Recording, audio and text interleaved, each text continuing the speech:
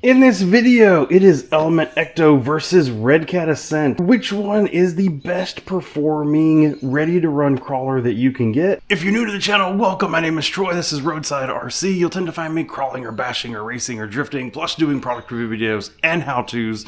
Today, lots of people are interested and excited in this. The Element ECTO has been the crawler that for years now I've been saying is the best ready-to-run out-of-the-box crawler that you can get, and it only gets better with a few modifications. But then came the Redcat Ascent, claiming good competition performance. Can it now compete with the Element ECTO, or is the ECTO still the best buy for performance? The Ascent has been out for a little while, and I've been doing a lot of different stuff with it, and I had to wait until now in order to do this video. And it's because I had to get it kind of modified the same as my ECTO. It wouldn't have been fair to put the Ascent head-to-head versus a modified ECTO. So both of these crawlers have been modified in very, very similar ways. Both have overdrive installed. Both have front brass added to the front axle only. Both have had the batteries relocated up near the servo in the front. Otherwise, there's some other minor changes here and there,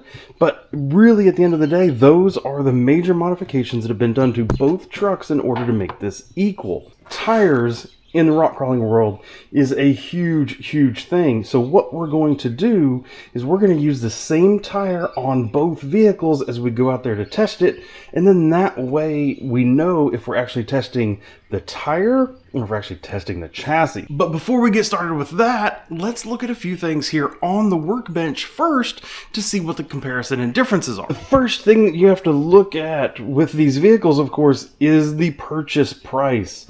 Straight out of the box, this ECTO, $399. When I look it up today, this is currently sitting at $399. The Ascent right now, $299. $100 cheaper, literally a quarter off of the price of this one. I'll be honest, that is a massive win in the Redcat's favor. If you just take that extra $100 that you were going to spend on this ready to run and put it towards this, what could you do with that? Could you have stock versus slightly modded for that $100?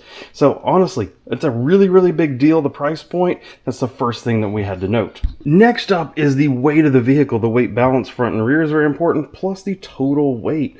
Lighter weight goes up hills easier. So when we look at the Redcat Ascent, it currently is at 3074 with a 60% front weight bias. And for the ECTO, it comes in 2440 with a 57% weight bias. This is a massive win for the ECTO. 600 grams out of 3,000 grams, 600 off of that. Man, it is so much easier to pull 2,400 grams up a hill than it is to pull 3,000 grams up a hill. Both vehicles are at that roughly 60-40 weight distribution that everybody on the internet claims is supposed to be the right thing. But dang, huge advantage in just total weight. The next thing that we're going to look at is honestly just this clearance here. And so this is a very simple measurement basically of how far do the bumpers stick out. And I've modified this ECTO. I've actually taken, I forget what it is, 10 millimeters or something like that off the front and pushed it in. It's a free mod that you can do. I have a whole video as to how you can do it. Just take some time with like a cutoff wheel and you end up chopping the front frame and all that kind of stuff and shoving this all in. With the Ascent's front bumper, all I have done is taken the 2 screws out and moved the bumper back 1 hole, and it puts it absolutely flush here with the front of the body. Before it just stuck out that slight amount, kind of like a bumper should, but now it is shoved back in there to gain the most clearance as possible. I'm going to take a square here and set it right in front of the vehicle as close as it goes, and then we're going to use a piece of flat steel here to go across the tires, and then we can measure as you come up on something how close is it before you hit it. And so when I measure this, I got to get over here to measure it. Push against the tires just a little bit. I get 6 millimeters on the Ascent. If I do the same thing over here on the ECTO, I get 8 millimeters. Oh my gosh, that is really close. It's 6, it's 8. Oh my, honestly, that's a tie. Doing the exact same thing here on the rear. I have not modified any distances back here for either vehicle. Right at 10 millimeters for the Ascent. And I get negative millimeters.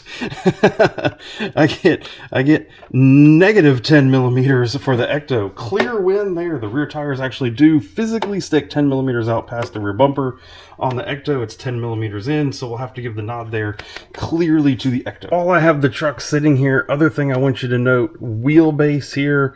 So center of axle to center of axle length. Some people have very strong opinions on what the right length of a vehicle is. We'll note the ECTO 325 millimeters. It claims 12.8. The Ascent claims 313 millimeters. But what I think is interesting is as I put them here, I can't actually tell how they're different. So even though the two manufacturers claim a slightly different spec for wheelbase, as my vehicles sit here, they look about as identical could possibly get. So I'm going to call this a tie. Plus, it's also personal opinion as to which one, longer or shorter, is actually better. But these are so close to the same, it doesn't really matter. Last thing that we're going to look at while we're here on the workbench that does matter a lot, as it turns out in crawling, is steering angle. Both of these have slight modifications as far as like brass knuckles and stuff like that are on them that could impact the steering angle compared to the factory. When you look at it here, I don't know if it comes across in the camera because the camera is fisheye lens, but it does look like the ECTO does have a clear steering angle advantage compared to the Ascent. I've seen some people online modifying the Ascent, grinding off some little parts on the knuckles and everything in order to improve steering angle. I have not done any of that, so there is some potential there for improved steering angle, but as they sit right here, the ECTO wins the steering angle box. It's time for us to get out there and actually put these on the crawler course and see how they do that way. But before we do, quick recap of bench. Ascent winning huge on price, $100, like a quarter off compared to the ECTO. That's a very, very big deal. It wins that category, but the ECTO wins the weight, ECTO wins the rear departure angle, ECTO wins the steering angle. Those are three pretty big ones, tying on the weight balance, tying on the front approach, tying on the wheelbase. So 3 wins for the ECTO, 1 win for the Ascent, and 3 ties at this point. So what we need to do is get them out there on the crawler course and see, can we tell a big difference in how they drive. Both vehicles are going to be running these Ovonic 2200 milliamp 3S LiPos. I think for doing this, I'm going to drive the Ascent first with the Ascent's tires on it, and then I'm going to swap those tires and wheels over to the ECTO for its challenge. What I'm going to show you is each obstacle back to back, vehicle versus vehicle.